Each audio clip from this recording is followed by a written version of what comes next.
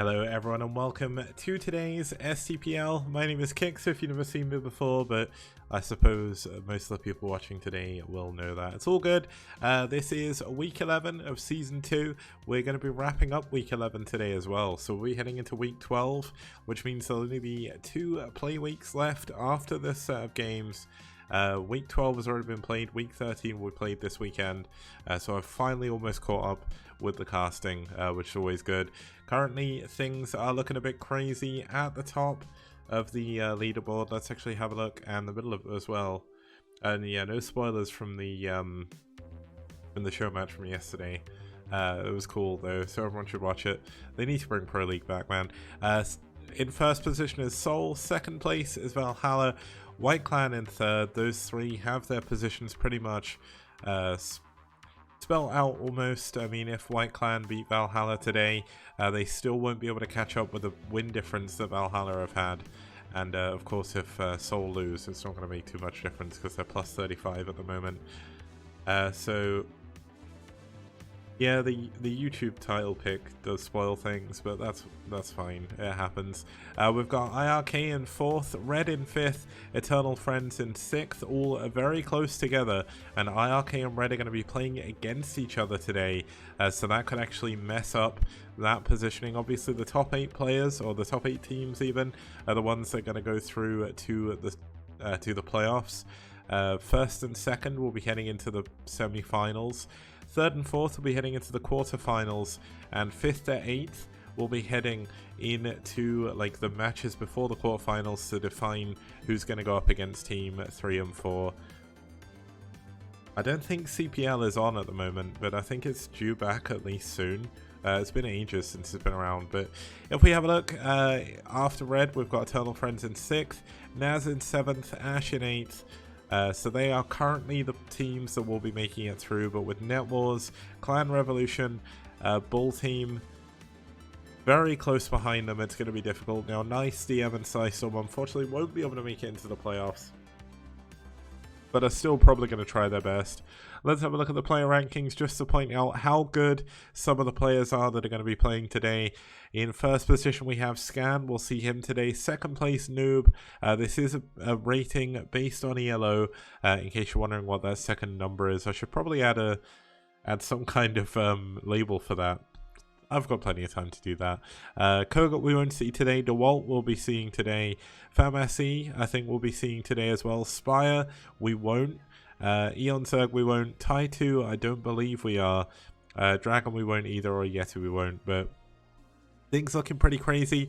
If you actually check out the Liquipedia page for the STPL Season 2, you'll see that Fake Finn has actually added a... I can't remember how you get to it, but essentially he's added the entire ranking from like 1 to like 300 or so. So you can check that out. The Liquipedia page for the STPL is very good as well. Of course, a massive shout out to Liquipedia, who have decided to sponsor us for season 12, or season 2. Sorry, wow, if it were in season 12, that'd be kind of crazy. But it's on the STPL page. Okay, so I believe that is just this one. Wait, / STPL goes to season 1. If you can link it, that'd be great. But yeah, Fake Finn, really cool guy. He's been helping out a lot with the Liquipedia side of things. Ziggy's helped out a little bit as well. But pretty much all thanks, well not all thanks, but a lot of stuff goes towards to Fake Finn for that. Let's have a look at today's matchup. We're going to be starting off with DM versus SouL Gaming. Looking at completely the wrong screen. Let's quickly flip that over. DM versus SouL Gaming. DM, one of the weaker teams in League. SouL, of course, the strongest. They have just won their 40th match win, so that is 40 best of 5 series that they have won, including best of 7s as well. And essentially, they are an incredibly good team. It's kind of difficult to say that DM might win today, but they're definitely in with a shot every single time they have a shot here. But let's look at the players. We're going to have a TVZ between J1 and Richley. I think that could possibly go either way. We're going to have a TVP between Kyrie and Bonneth. I think Bonith probably is the favored one there, but I think Cairo does have a chance. We're going to have Sky High against Gorinich. I believe this is actually going to be Gorinich's STPL debut. And then we're going to have Pre versus Scan. That's going to be a PBT. Now, Sky High, the Chilean, is not the Korean Sky High, and he's also a different race. So don't get confused there. I mean, it should be fairly easy to realize what's going on, but just in case you're a little bit, or just in case you're wondering, it's definitely not the same guy. Let's have a look at the map stats for map number 1. We're going to be heading into New Tornado. It is going to be a TVZ. TVZ, obviously the fan favorite matchup across all of STPL and Pro League in general. Hey, Casimir, good to see you. So TVZ on this map has been fairly balanced. 6 wins for Zerg, 4 wins for Terran. Really weird to see a map where Zerg actually have the advantage. So I guess we'll see if that comes into play. I mean, it's kind of crazy. It's not often you get to see a map where Zerg has the advantage, so it's kind of cool. But yeah, SouL are incredibly strong custom users, kind of crazy. If we have a look at their first player, we are going to have J1 for D1. J1 for DM, he is South Korean, I believe, living in America, from what I understand, maybe not 100% sure. It's been a while since I've asked anyone, but if there's anyone in chat from DM who knows, please let me know, because I'll need to update the flag if I'm wrong. But overall, he's done pretty well. 54% win rate for himself, 1999 ELO, one of the best years ever before 2000 and everything else went bad, but it's all good. Millennium sucks, guys. 90s were the best. Everyone born in the 90s knows that. But either way, 78 rank in the STPL. Not too bad. If we have a look at his opponent, it's going to be Richley for SouL. Richley, one of Scan's friends. I don't think he's like a top amateur, but even then, he's done an incredibly good job in the STPL. 77% win rate for him. That's 7 wins in his last 9 games. And he's ranked 29 overall, so looking forward to seeing that. He is 1-0 against Terran, so we've not seen too much of his TVZ, but I know he has played a lot in the Clash for Chars, so that use and whatever, and his EVT there was pretty good. So looking forward to getting into it. It's game number 1, it's J1 versus Richley, and it's on New Tornado.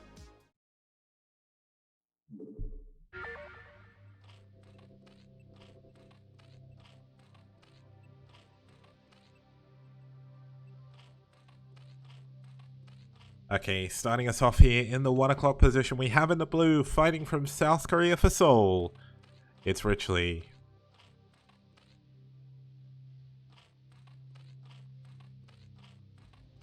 And his opponent in the red, down in the bottom right, also from South Korea, fighting for DM.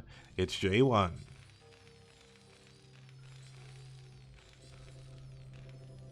Now, it'd be really funny if it turned out I've been calling him J1 this entire time, but it's actually like some Korean thing. Where it's like G or something. Oh no, that would be 2. But yeah, we've got a couple of people like that. There's Famasi, there's also Fairy, but obviously Fairy is kind of already mapped out. Just so you know, guys, if you want to cheer for the teams, you can actually use channel points to do it. I don't know what it's actually going to do. I've not tested it myself, but essentially you can spend some of your hard-earned channel points by just putting them in here and redeeming them. I've only got the teams so far that are actually going to be playing today because I added them a little bit last minute. But it is kind of pointless, but people need someone to spend their channel points on, and if you've already got the emotes and stuff for 24 hours, you may as well use it to cheer for teams. Also, it's a good way of cheering for people, I guess, without needing to like type it out. It's a lazy way of cheering. One of the things I want to do for Season 3 is I want to get people to make cheerfuls. It's probably not going to work, and people probably aren't going to do it, but I'm going to give it a go, and then at the beginning of the game, what we'll do is we'll bring them up, like, every once in a while nothing's really going on, and we can talk about them and stuff. But hatch first, coming in from Richley, very, very normal. Was a 12 hatch as well, so... No, that was an 11 hatch, actually. So an 11 hatch into a 11 pool.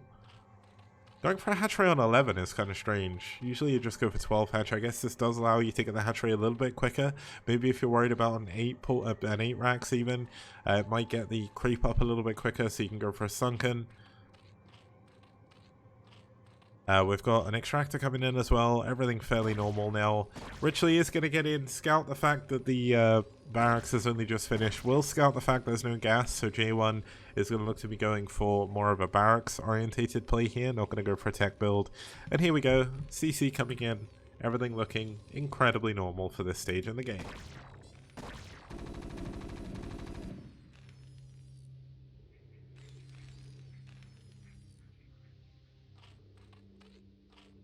Yeah, it's kind of funny. Whenever I start like a cast, which I know is going to be incredibly long, like this is going to be a 3-series cast. This could go on a long time.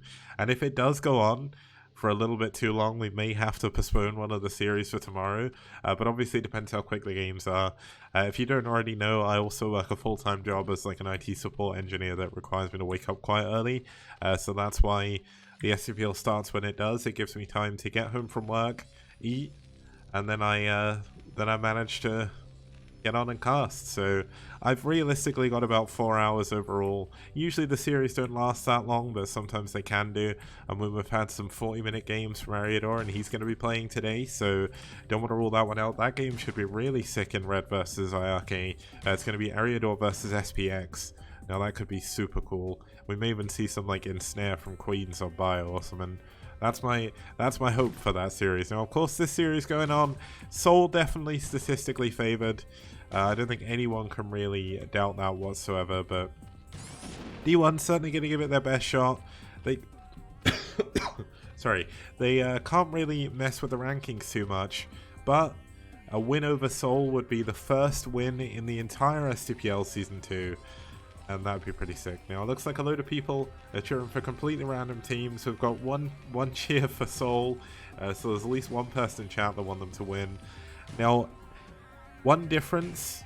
Oh, thank you so much, Eon, for the host. Welcome, guys. I don't know if the hosting is still broken, but you're welcome to come back if it does cut out hosting. Hopefully you enjoyed Eon's stream, and hopefully your stream went pretty well, Eon. We're currently watching DM versus SouL. We've only just started up, and it's looking pretty good so far. Now, if SouL can win this series, and they can win their series next week, they will be the only team to have gone 12 weeks or 13 weeks without losing a single game, without losing a single series, sorry. And that is just crazy. It happened a couple of times in Season 1, but in Season 1 the rounds were like 6 to 7 weeks long. Whereas this season we switched to one big round robin rather than the little ones. Now, Richley is going for a 2-hatch lair. Pretty normal these days. It's kind of a bit strange to do against Bio, but it's certainly not a bad build. It's usually more of a response to mech builds, but obviously doing against Bio isn't too bad. Depending on the version of 2-hatch you can go for, you can go all in on this. And I have seen Richley do that before. Hey, Resbrain, good to see you, man. We have seen Richley do all-ins before, like when I've watched him ages ago in the Clash for Char. This is actually his first game in the STPL for a very long time. Thank you, man. It's his first game for a while. He's definitely been playing Brood War. It's just he's not played the STPL. I mean, SouL have got such a diverse and such a good roster these days that it's really hard for everyone to actually come out and play. Obviously, they have Scan pretty much every week. He's kind of a mainstay. Bonneth in Season 2 has become a mainstay of their roster as well. And now we've got Richley moving out. J1 trying to get out on the middle of the map, forcing the Muteless away from his main to deal with the Bio, but there's not actually that much Bio, and range isn't yet done. Now, wait, did he get... Is he pushed out without stim or range? I mean, this is very, very risky. Did he just forget stim? That would be ridiculous. Oh my goodness. He's doing his best here though, but Marines without stim, without range are not going to hold up against Mutalisks. And that's definitely something he cannot afford to be doing. Oh, and Green saying J1 could mean jail, which is more like the most or maybe jail. But it may just be J1. We're going to have to see a lot of turrets coming out from J1. I mean, he's already got 3 at his natural. He's adding 2 by his barracks. He's only on 2 barracks right now, without stim, without range. And maybe he does have range, but I don't think he does. He's definitely finished stim now, but losing that Bio is really horrific for him, because he is going to be behind essentially the whole series, which is kind of crazy. Range has only just now started, 7 minutes that is, and that is incredibly late for this stage in the game. Now, if he can get enough bio out the racks, maybe he can do something, but Richley is in such a good position, and it's going to be really, really difficult for J1 to be able to do too much about it. Now, even going to be able to focus down this engineering bay, there's no +1 attack. It's going to be forced to lift, there's not enough bio to push the Marine or the Muteless away. Oh yeah, it could be J1. That would make sense. That could be his actual name. Yeah, the natural's up. Obviously, he's not taking too much damage. Richley's actually expanded towards his opponent right now. He's in such a good position. He knows his opponent has essentially 0 bio. So this base is just not going to die for a very long time. Now, if he does get up to Hive, which he is going into, Queen's Nest must be at the natural, then essentially when you get to Hive, you're going to be able to build a Nidus there. And when that Nidus is right next to your opponent, you're going to be able to swarm immediately at the natural. And I mean, J1, he's actually down in supply against his Zerg opponent as well, which is a massive, massive problem. And Eski is saying, do you ever do a fake bio move out without range and stim and then actually go bio? Mind games. Yeah, the trouble is range and stim is done, but he doesn't have that much bio. The Muteless are just constantly going in and out. They're sniping turrets, they're sniping depots. They're even going to be able to snipe the academy in this position. And without an academy, you can't build medics, you can't build firebats. And without medics, you may as well play vanilla StarCraft 1. And let me tell you about how Marines fared in vanilla StarCraft 1 when they used stim against Muteless. They just didn't. I'm gonna spoil it. They just didn't fare well at all, and that's why Marines weren't really a thing until medics became a thing. Thank you, Lee, for the resub. You resubbed the other day, didn't you? I didn't see it pop up today, so I guess you did. Means a lot, man. Thank you for the support. Now, Richley moving up to 11 Muteless again. I think there's actually more Muteless than there are Marines on the map right now, and I'd actually be correct. There's only 8 Marines to 11 Muteless. He is gonna stim. But of course, when you stim, your Marines do not get healed.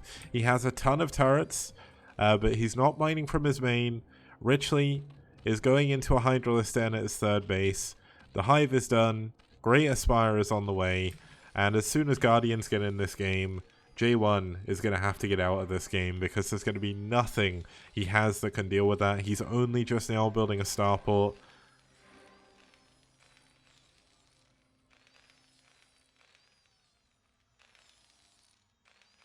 And this is not looking good for J1. I usually like to be optimistic, and J1's done an okay job here, but unfortunately, Richley is just way too far ahead at this point in the game.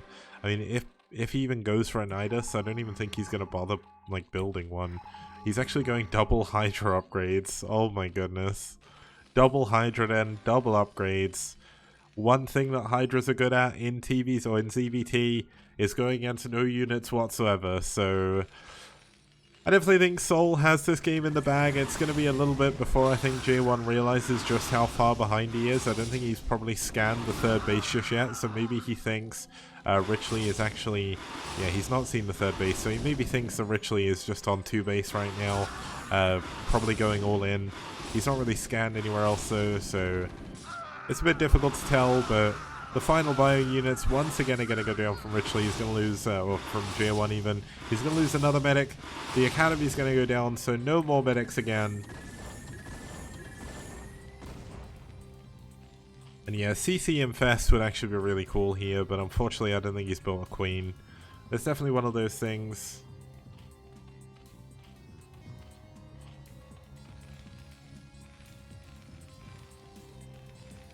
Yeah, it looks like Jiraiya, are you? Oh yeah, Jiraiya's talking about the fake worker transfer that Casey did, where essentially he went to, or he transferred workers to his natural, even though there was no command center there, and then he one-based all in the Zerg who thought he was on 2 base. It's kind of funny. It's a really clever thing to do. Oh my god, okay. So J1 has just scanned the things that are going to kill him. GG, the Guardians don't even get to fire a shot. And there is nothing he can do. He taps out. And we're going to be heading into game number 2. I don't even think the Guardians were the killing blow there. I think it was more a mental blow.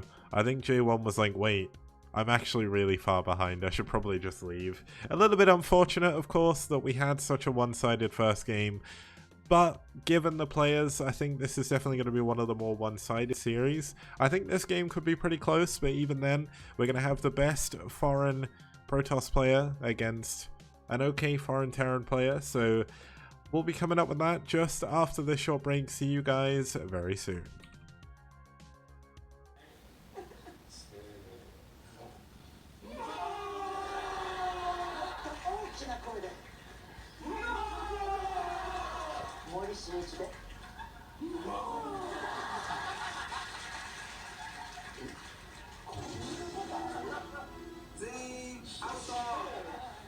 Toss a coin to your content creators, oh Valley of Plenty, oh Valley of Plenty, oh. Toss a coin to your content creators, a friend of humanity.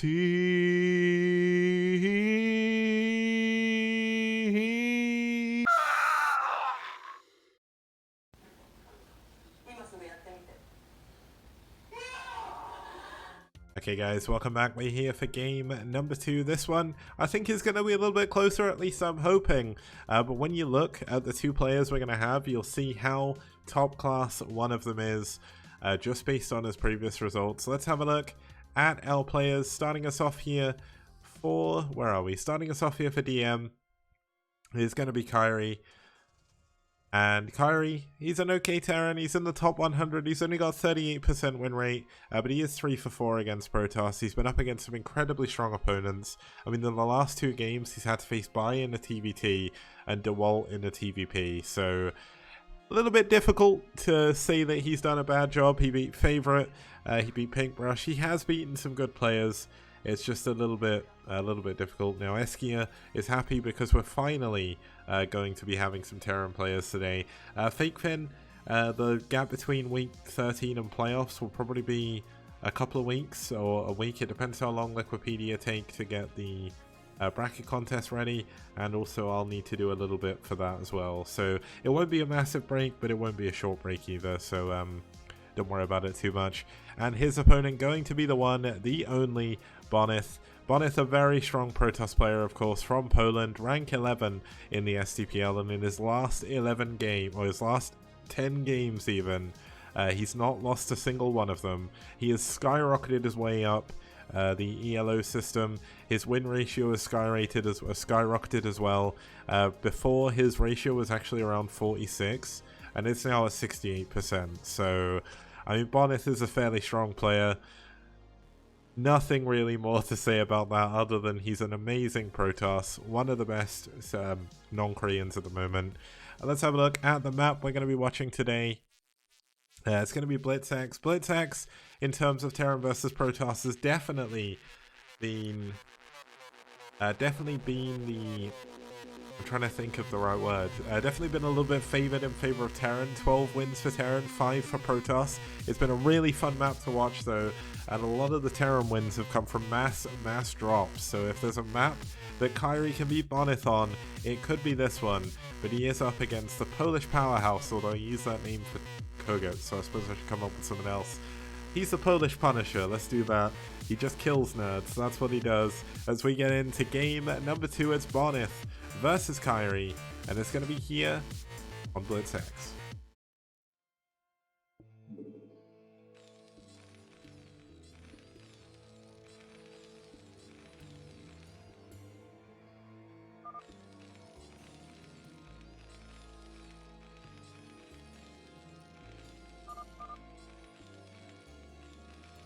Okay, spawning us off in the top left-hand position. Fighting for DM, it's Kyrie.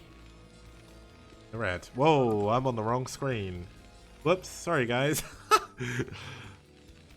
You've just missed Bonith asking where Kyrie's from. Essentially, Kyrie, the game says he's from Korea, and Bonith was like, you from Korea? And he's like, no.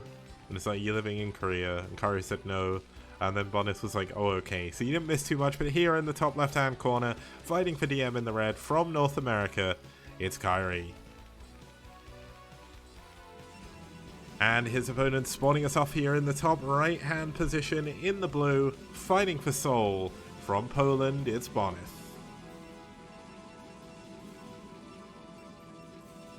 And wow, lucky noob, how is TVP the next best matchup? Surely the best matchup for you is ZBZ. No, ZBZ is probably the worst, right? Because the third player has to lose. Okay, Bonith is doing something a little bit cheeky. He is going for a single gateway in the middle of the map. He is going to be playing a little bit more aggressively now. Let's see if Kyrie is going to wall in. He's not doing the perfect wall, which is just a depot and a barracks, which you can do down here, but not too much of a problem as long as his marine micro is good. It is, of course, America versus Poland, so there may be a little bit of lag, but hopefully not too much, and this is why we cast from replays, so we don't cause any more. Bonith, of course, one of the strongest players outside of South Korea, so Kyrie is definitely going to have trouble. Bonith definitely doing a good job with his probe, being very, very annoying. Not managing to delay the barracks though, so not the best probe micro, not quite Kingdom's Devil probe, but we'll allow Bonith this one. Obviously the single gateway in the middle of the map is not completely all in. I mean, it is kind of all in, but you can just kind of transition out of this, build a second gateway in your main. And it's a long, long way away from Kyrie, so Kyrie's not going to be able to go and kill it, at least not through the middle. If you don't know BlitzX, the gap in the middle is only passable by small units. You can mine out these mineral fields, and it will give you additional pathways through the middle. Takes a lot. Now, let's see if this Zealot is going to do too much. Looks like the SCV going to push this back. Zealot moving in, up the ramp. This single Marine is going to have to pull back. Looks like Kyrie, unfortunately, with a little bit of miss micro there. Not moving back fast enough. Now, there are a couple of SCVs here to try and block the Zealot from being able to run away. Is he going to focus down the probe? He should really focus down the probe first, but looks like he really wants this Zealot. Now the Zealot's still alive. The probe kills the Marine. Assassin probe does not go down, and this is why you kill the probe first, by the way, because probes do a ridiculous amount of damage. They're too good. Really, really good units, probes are. But Zealot's still alive in the main. It is going to be slowly regenerating shields, but it is a couple of hits away. But Kyrie is a little bit worried about an additional Zealot coming in, so he doesn't want to give up his position behind his depot wall. And that's not necessarily a bad choice. And Lucky Noob saying this is what happens when you don't call a probe devil. Yeah, I suppose I messed up. But this is the problem.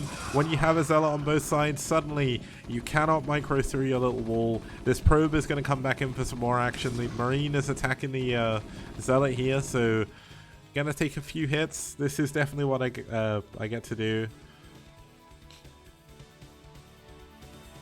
And yeah, they do murder your Marines. Now, finally there is a Vulture out. This is going to be able to force away the Zealots, but the trouble is, the Zealots are only phase 1.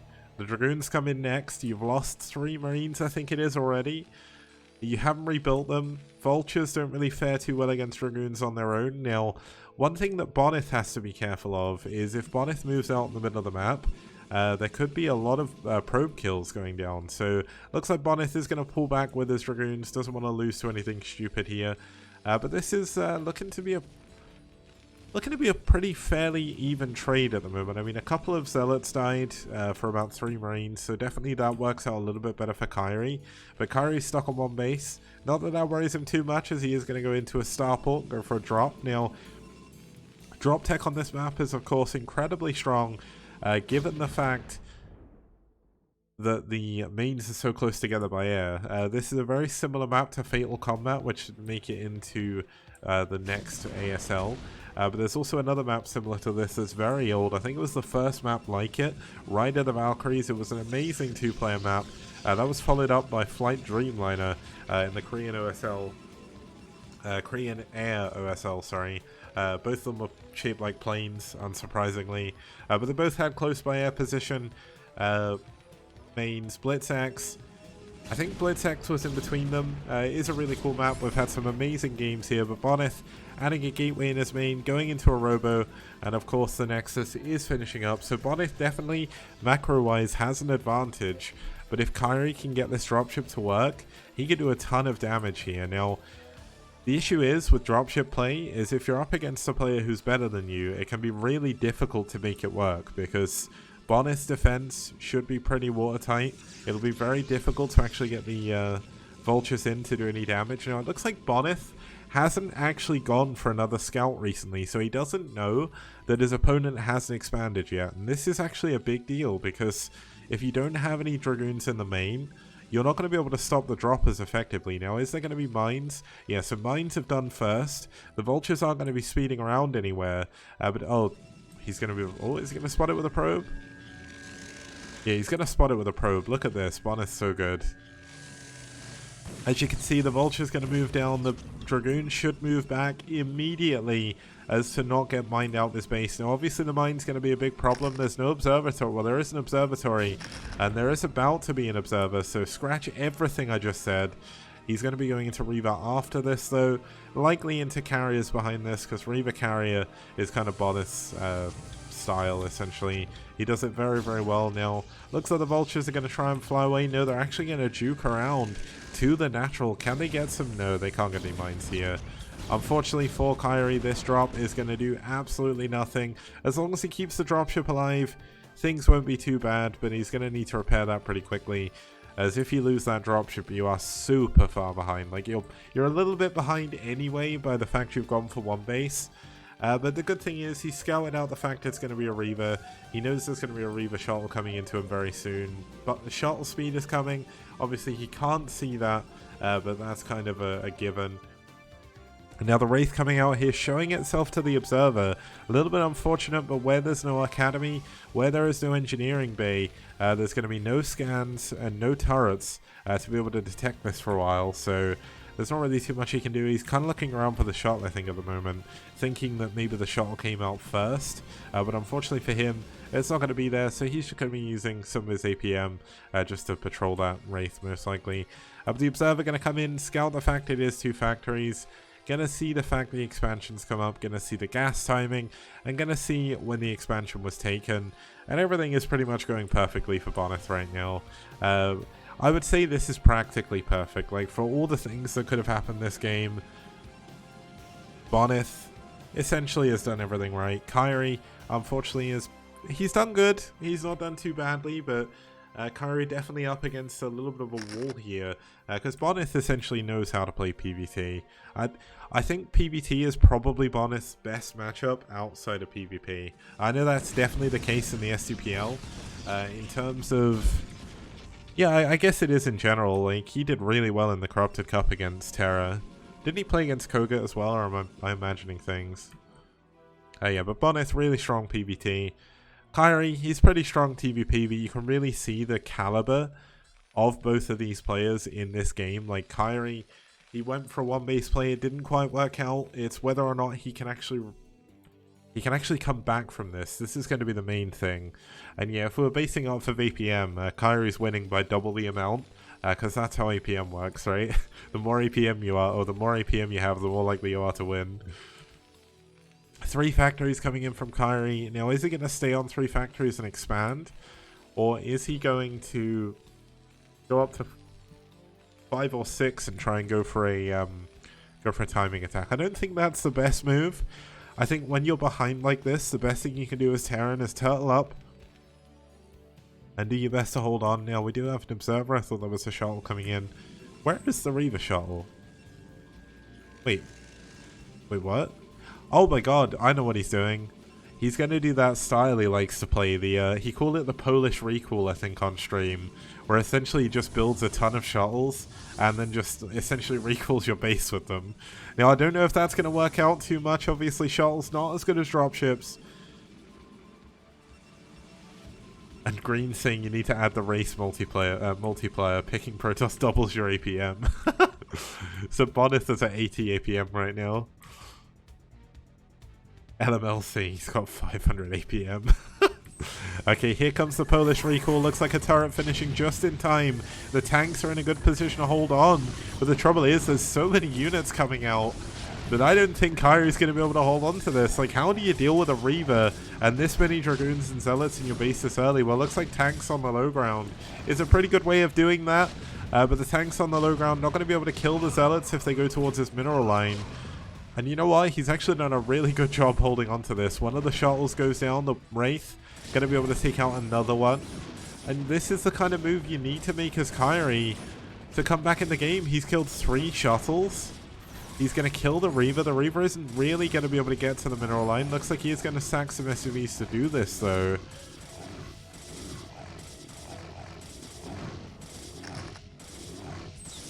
And yeah, this is looking a little bit rough for Kyrie still, because he is taking a ton of damage, losing a lot of units. But the important thing is he's not lost too many SCVs. And if he can kill this Reaver, I would say that puts him in a pretty okay spot. But oh no, losing these tanks would actually be huge. Losing one is even a problem. And this is just a little bit too much damage for Kyrie to take. If that had gone a little bit better, I'd give him a bit of a better chance in the game. But we've got plus... This is going to be +2, isn't it? So yeah, his upgrades are on a decent timing. Maybe could have got them a little bit quicker because he was going for 1 base, of course, so his second gas was. 3rd base is up for Bonneth. 3rd gas is coming in. We have the fleet beacon, of course. There's 2 carriers already. Another 2 are going to be building. He's going to add more gateways on. Likely going to expand to a 4th base. He's going into Citadel and another Stargate. I mean, going for Arbiters here as well wouldn't be that much of a big deal. Kyrie going to try and take a 3rd base here. But Bonneth is just playing a little bit too strong right now. Can Kyrie scan and can he deal with the carriers? I did miss where he scanned there. Hopefully, for his sake, he saw the carriers, because if he didn't, this game is 99.9% over, as that's definitely a problem. But Kyrie with his 3rd base is not going to look too badly. He's using a dropship down the bottom right to block the 4th expansion, which isn't too bad. But obviously still, I mean, there's still so many units from Bonneth. These 2 vultures going to try and move in, see that there's a ton of dragoons there, and he's not going to be able to do anything about it. Now it looks like Kyrie wants to push through the middle of the map. He is going to slowly move forward with some tanks. This makes it possible to mine this out, which isn't necessarily a bad thing, because you can take out the 3rd base of Bonneth, and you know he doesn't have a 4th base. But it's whether or not he can deal with these. There's 4 carriers already. He's going to add 3 at the same time. Does he have the interceptor upgrade? Yes, he does. Of course he does. It's Reaver into Carrier Man in Bonneth. And I just don't think that Kyrie is going to be able to deal with these carriers. I just saw a scan go down. He scanned the natural. But the natural's not going to be too important to scan. Looks like Lucky Noob said one of the carriers did a 360. If someone wants to clip that, I didn't see that. So, I mean, we've got a good number of tanks here. The upgrades aren't going too badly. He's up to 1, 2, 3, 4, 5, 6, 7 factories. So that's going to be a lot of glass. Looks like he has scanned the carriers at least. So it looks like this game could go on a little bit longer. And that's a good thing. We had a very quick game in game 1. And I believe the next game is going to be a ZVZ. So... I mean, this could either be a very, very short series, or it could be a long one. I mean, we've seen the longest game in STPL history has been on this map. It was J1 himself against, I think it was Kiko, it was a TVT. But in case you guys didn't know, if you want to cheer for a team, you can obviously type it, but as, I cannot, I'm going to try and say that name, and I'm probably going to say it incredibly badly. Gergzri? I don't know. Is that a Polish name, I'm guessing? But either way, you can cheer with channel points. I was trying to think of a good thing to use for them, and I think that may be the way. Looks like Lucky Noob is gathering cash for the AMA. Well, did you know, Lucky Noob, if you were subbed, you get double channel points, I think it is. So, if you want to sub, you can get that AMA a little bit quicker. If you've got a Twitch Prime sub and you don't know where to use it, there's a pretty good channel to do it in. Just saying. Now the carrier's coming out. There's a lot of Terran here, but there's not actually that much anti-air. Carriers from Bonneth. One of them goes down. Great target firing by Kyrie there. But this is so many carriers. I mean, the Goliaths are coming out one by one essentially, and the carriers are just slapping them down. And I'll answer that in a second, Damn Funk. We've got more Goliaths coming in. They're not able to really get on top of the carriers. They're getting taken down one by one. very, very quickly. We've got +1 attack from the carriers. There's no turrets back here. The tanks are all going to go down. And the trouble is, by opening that, you've not only opened it to yourself, you've also opened it to Bonneth. And if you don't have any tanks, what do you think is going to come through there? Lots and lots of Dragoons. There's such little anti-air, so few units. Bonneth is doubling his opponent's supply at this point in the game. And this is bound to be it. The Goliaths are not going to be able to deal with the Dragoons and the carriers at the same time. And that's all she wrote. I think Kyrie is going to go down. Looks like there's a lot of cheering going on from green for DM, but unfortunately DM is not going to win this game. Easily amused, huh? Hey. And thank you, Buena. I swear you only subbed recently, but thank you for the 3-month streak. Means a lot, man. Let's actually have a look back here. We're going to be going into game 3 in a moment. It is going to be a ZVZ now because that was quite a short game. Because I've got 3 series to cast, I'm not going to go for a break this time. We'll give the win to Bonneth and we'll move straight into the next one. But it's kind of cool. It is going to be a ZVZ. 2 players that I don't think I've ever seen play a ZVZ before. One of them I've barely seen play, and one of them is Gorinich. So should be kind of cool. It may be a little bit one-sided. This series definitely between one of the higher teams and one of the lower teams in the STPL. But DM always come out, give it a lot of heart. Let's have a look to start with at our map. Obviously the map not going to come into it too much in a ZVZ. But because it's multiverse, if we get close by air spawns, that always leads to a really weird situation if they scout each other with overlords. There's not going to be a 2v2 green. Yeah, it says ZVZ. Oh, you were reading Lucky Noob. Lucky Noob's thing of thought it said 2v2. Yeah, Multiverse, really, really cool map. Close by air, essentially if you scout each other with overlords, it's a game of chicken of who's going to stop building drones first. Yeah, it's going to be a ZVZ. Jello, I know you don't like ZVZ, but it'll be over quickly. And unfortunately for Lucky Noob, Zerg is going to lose here. First player is going to be Sky High. He's not played since March last year, and he's only played 1 game, which he lost against Bliss. Looks like Sky High comes out against SouL, and that's it. So Sky High from Chile, of course. He's got 0% win rate, but there's not really too much you can say about that. Let's have a look at his opponent. It's going to be Gorinich. This is going to be Gorinich's debut game in the STPL, one of the strongest foreign Zerg players at the moment. And overall, a really cool guy. Obviously a Russian Zerg. We don't have too many of those in the scene anymore. I think Zeki was Russian, or was Zeki Polish? I think Zeki was Russian, wasn't he? I can never remember. It was a while, but obviously Gorinich, a pretty strong player. Now this has got to be a joke. Oh my goodness, the color these 2 players have picked are ridiculous, and they didn't host on top versus bottom. Well, luckily enough, it's going to be a ZVZ, so we don't have to live with this for long. But I'm not going to lie, it's 2 different shades of yellow. How is it possible that they've picked these? I thought that was, like, removed with the patch. Oh, Zeki was Hungarian. Man, I am so dumb. Well, let's get into game number 2. Game number 3, even. It's Gorinich versus Sky High. And it's going to be on multiverse.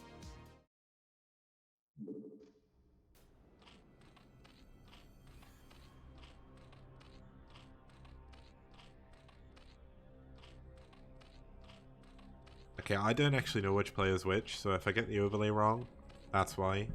Blame the players, guys. Blame the players, it's not my fault. I tell them to host on top versus bottom. And, yeah. We get 2 shades of yellow, and they're not on top versus bottom. You know what, guys? These colors are so indistinguishable. I could press Shift Tab and do both yellow, and it would make any difference. Oh my goodness. I'm sure this game was played post-patch as well, so I don't know how this has gone. But I think in the left-hand corner here, it is going to be close by air. In the pale yellow, it's going to be Gorinich. And his opponent fighting for DM down here in the 7 o'clock position. Also in close by air, of course. It's going to be in the dark yellow. It's going to be Sky High. They are both yellow because they both picked, or they both randomed, and they both got 2 shades of yellow. Yeah, so that's a little bit unfortunate. What we're going to do is, because they are both lemons, because they are yellow and they picked the wrong settings.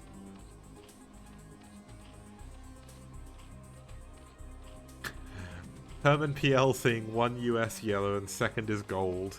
I suppose it kind of looks like gold, but we've got a spawning pool coming up at 12 supply here for Sky High, I think. We've also got similar going over on here for Gorinich, but Gorinich built both of his on 9. And no hair, I did actually try and do that, and then people were like, oh, it's too much effort. And the thing is, because I don't host all the games, it's impossible for me to force them. But that's why essentially I told everyone to host on top versus bottom, so even if they get bad colors, they are supposed to play top versus bottom so we can do red versus blue. Now, it's very, very rare that people don't play top versus bottom in the last game. Kyrie and Bonneth didn't play top versus bottom either, but they picked red and blue, which I don't mind. I don't want every game to be red versus blue as long as they're contrasting colors. But the fact that Gorinich and Sky High both didn't pick top versus bottom and both didn't pick colors is really annoying.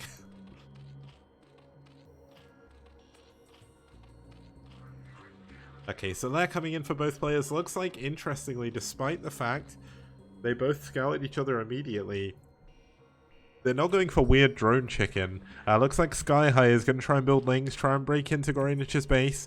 It is 4 lings versus 6, so maybe he can make something happen here, but no, there we go. 6th ling coming in.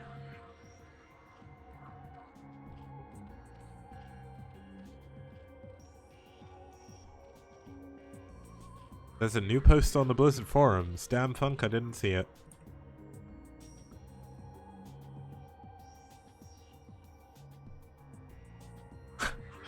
Damn Funk saying they're gonna buff scouts. I highly doubt that. Protoss would be even more broken if they buff scouts. I'm sorry. We don't need scouts. Scouts are so good. Like, they may be expensive, but Pre showed us in the STPL on Holy World, if you go for scouts and you get enough of them, they just kill everything. Like, there is nothing that kills scouts. Like, oh my goodness, scouts are so good. They are ridiculously good. Now we've got Gorinich going around the side. Looks like Sky High wants to push his way through the middle of the map as well. And this could be a big problem. Sky High did take a gamble by going for a hatchery, so this means there's less lings. And the lings are going to go home. Honestly, I feel like he should just push. Like, you're in this position already. You're going to be in so much trouble. I think the lings have just got into the base. Yes, they have. There is a slight difference in the colors, guys. So, I'm sorry if you're yellow colorblind. But it's going to be difficult. The drones have been pulled, though. So many of them have gone down already. And I think Gorinich has won the game.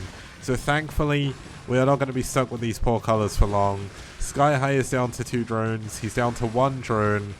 Where is the final drone? Oh, it's at the natural. This one lone guy, he's trying to hold on. Looks like Sky High has cleaned up all the lings, and he's going to go for a counterattack here. And, I mean, this could either be the craziest base trade of all time, or Gorinich has won the game. Yeah, that went so well for Gorinich. Like, Sky High gonna try and go in. He's up against a wall of lings already. He is getting a good engagement, though. They're taking one-on-one fights, essentially, in a line. But unfortunately, Gorinich just has too much. He's going to have his mutas here. And when the mutas come in with the Sunken, all Gorinich has to do is block it. Yeah, Sky High taps out. GG. We're out of the ZVZ. And SouL take a 3-0 victory in the set. Now, of course, that is... I am completely on the wrong screen for doing what I want to do. I was pressing F10 on Discord. Hopefully I didn't stop the stream. But essentially that was a quick game, thankfully. We didn't have to put up with yellow versus yellow for so long.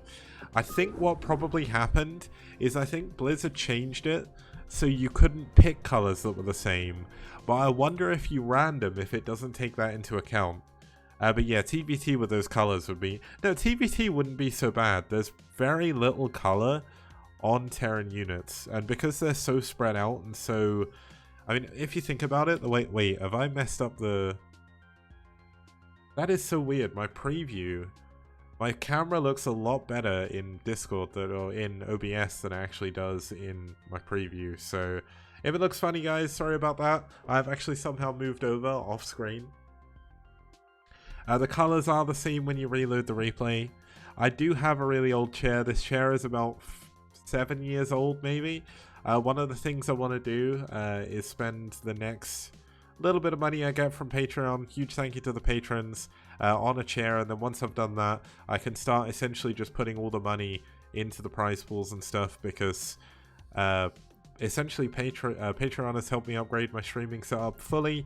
The only thing left is my chair, and once I've done that, things will be better. Now I'm gonna go for a quick break before... Wait, hold on, what's the next series? You know what, let's go into game number 4, because the quicker we get through series number 1, it is of course 3-0 victory, but there's going to be a chance for DM to get a little bit of pride back in their roster here. It's going to be Scan versus Pre, so it could be a quick game. Pre is a very aggressive player. Scan is a very good player, so not sure how that's going to go too much. But let's have a look at, first of all, our first player. This time we're going to start with Scan himself. Scan, rank 1 in the STPL. He's done an incredible job. He's won his last 10 games, much as Bonneth has now. Scan, definitely a strong player. He's got an 89% win rate. 14 wins, 3 losses. Up, I dare ya. For new chair. Oh, thank you, Fear, for the $1 donation for the new chair, man. Means a lot. That's like, people think the $1 isn't very much, but it is. Like, just imagine if 100 people subbed on Patreon for $1. That would be $100, which is a lot.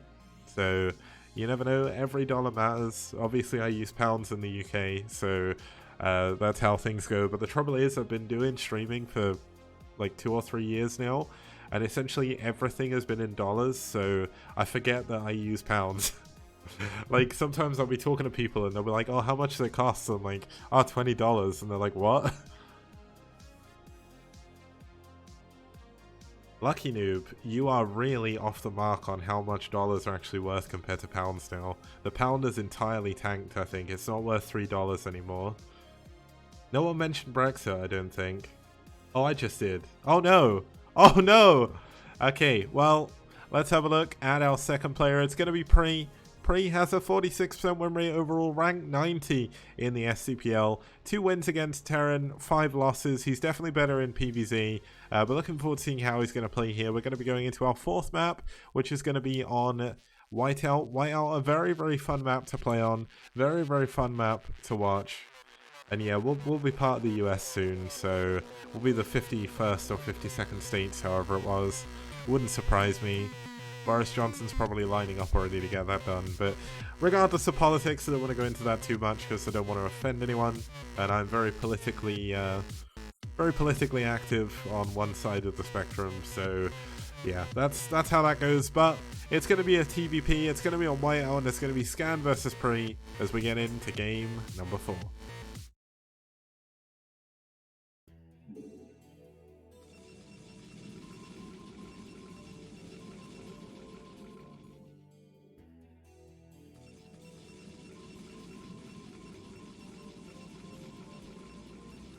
Okay, starting us off down here in the 6 o'clock position, we do have the grey or silver Protoss player fighting for DM from Chile. It's Pre. And his opponent spawning up in the top left-hand corner. It is the king of the STPL himself. It's Scan. Fighting in the orange from South Korea for SouL. And if you did miss everything before, the reason why I'm calling him the king of the STPL is because he's rank 1. So Bob was saying if the UK becomes part of the US, maybe Burger King will start selling fish and chips. And 2 Curbs, I'm surprised he's not done that already. 2 Curbs saying anyone got odds for betting on whether Trump will offer to buy the UK. Yeah, Scan definitely the strongest player in the STPL. Historically, he's done very well. And overall, he's just amazing. Unfortunately, I don't know Pre's MMR, but looks like Green going to throw up a cheer for SouL again. I think he's just got those channel points, and he's throwing it up. Green, definitely a fan of SouL so far this game. If you want to cheer for your favorite team who are playing, you can use 110 channel points. Yes, they do have a use, and throw up a cheer message in thingy. And yeah, fish and chips isn't going anywhere. Oh, looks like a load of people are redeeming cheers for SouL, so Green saying is why do I keep saying proletariat? Green, you're turning into the bourgeoisie with all those channel points, man. Father cheering for IRK. Well, Father, IRK are playing up next. In terms of what's going on in the game, we've got a gate, gas, core, 4 pre, very, very standard scan. Going for a barracks. Looks like he wants to go for a barracks expand. He's not got his gas just yet. And a barracks expand on this map is very normal, so...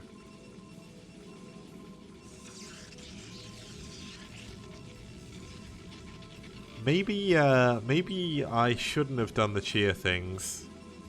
Oh my goodness. It's just spam and chat. You know what? Maybe that'll force people to talk more. Like, chat is a good place. You can talk to people, you can make friends. Lots of things going on in there.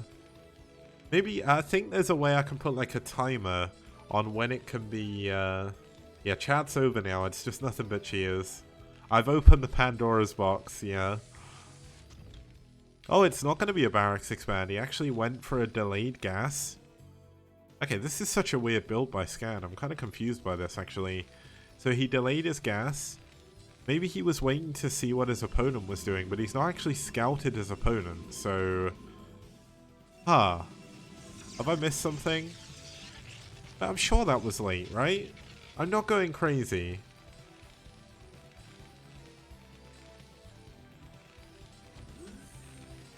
Buena has 7.2 thousand points to cheer with.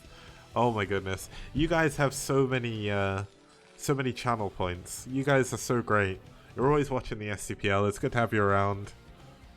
You guys are all rich. You're the 1%ers of the STPL STPL channel. Now we do have 2-gate coming in for pre. Obviously 2-gate Power Goon, a very strong build against someone who's going for a fast expansion.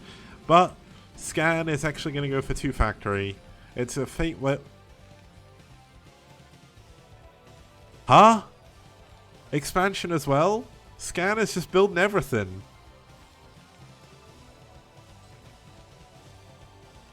What is Scan? I'm going to need to watch this replay again to understand what I've missed, because I feel like I've missed something really obvious. He delayed his gas, I'm fairly certain. He got his factory first, so he still got his factory on time. Maybe this is... No, this is a little bit late. He got his factory later. No, he didn't. This is the first factory. Yet, Green thing Scan typed in, show me the money. That's pretty much what he did. Term NPL, STPL means Shinhan Tank Pro League, but essentially I don't really use that name too much anymore. It's just the STPL. But the Shinhan Tank Pro League initially was made as a parody of the Shinhan Bank Pro League in Korea. And yeah, the first factory was apparently a little bit late. I'm not going crazy. Maybe he was planning on barracks expanding and then thought differently. Maybe he just had, like, felt something was up. Now here we go, looks like Pre gonna move in. Oh wow, he's actually gonna dive on the tank. This could be a very quick game. He's not shooting though. Oh, he's blocking the SCVs from the bunker. This is a massive move. The bunker's gonna go down. The SCVs are gonna come out and repair. But Pre is in a very good spot here. He can't get he can't get the tanks though. And these SCVs, why don't my SCVs do this? Oh my god. He kills all of the Dragoons. How is Scan this good? Wow. What on earth was that defense? Oh my goodness. What an actual defense. Wow. If that was me, I 100% lost the game there. Wow, okay. Scan showing why he's #1 ranked in the STPL. He's going double tanks at a time. And yeah, as Prej Krokan says, he definitely could have won so easily if he just attacked the tank. But he couldn't attack the tank. The SCVs got in the way. I mean, he may have killed the bunker, but the SCVs blocked the tank away. The tank moved back to the perfect range where it was just out of range of the goons, but enough in range to actually attack them. The SCVs ate a lot of damage. Looks like we got Pre going for a hidden nexus over here at the 3 o'clock position. Adele saying, I regret burning my points for cheering for red. Those SCVs deserved highlighted the saggy message. So one of the 1%ers give out some charity for Adele and type to saggy. There we go. Fake Finn's done it.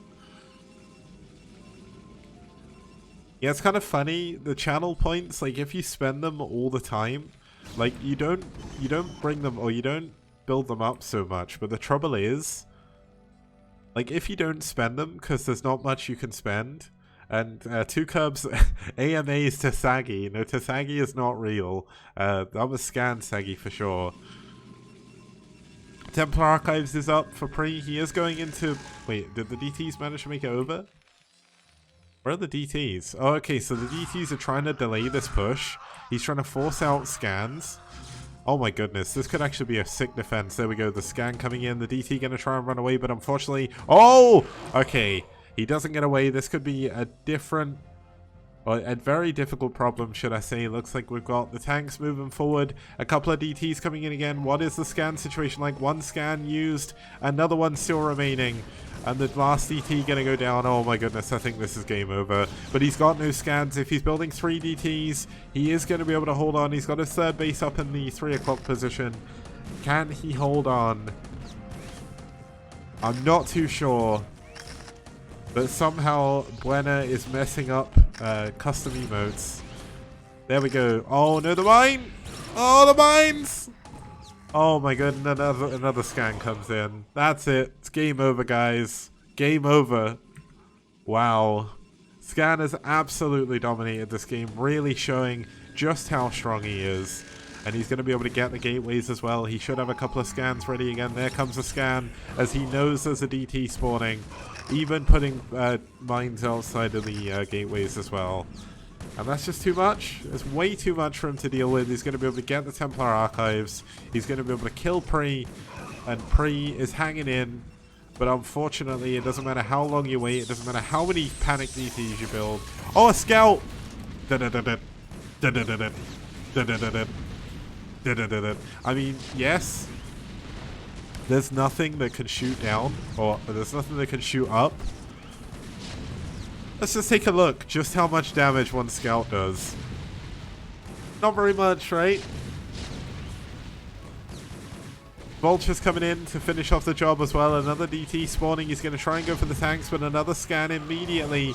Vulture's wrecking everything. GG. We're not even going to get to see the scout killing the tank. And that's game over, man. It's game over. That was a pretty fun game regardless. Obviously, Scan played that pretty much perfectly. An amazing defense at the beginning of the game. Definitely clip of the year worthy if someone clipped that. And overall, really, really good player. Pre did his best, but unfortunately it wasn't good enough. He couldn't kill Scan. And when that happens, there's nothing you can do but fall over. 2 Cubs. 2 Cubs saying, why would you go DTs against a guy named Scan? That is a very good point. But unfortunately, that's what he chose to do. Didn't work out. Scan way too good at managing his energy. And there we go. So let's have a look at the results. It was, of course, a 4-0 victory in favor of SouL. That is going to...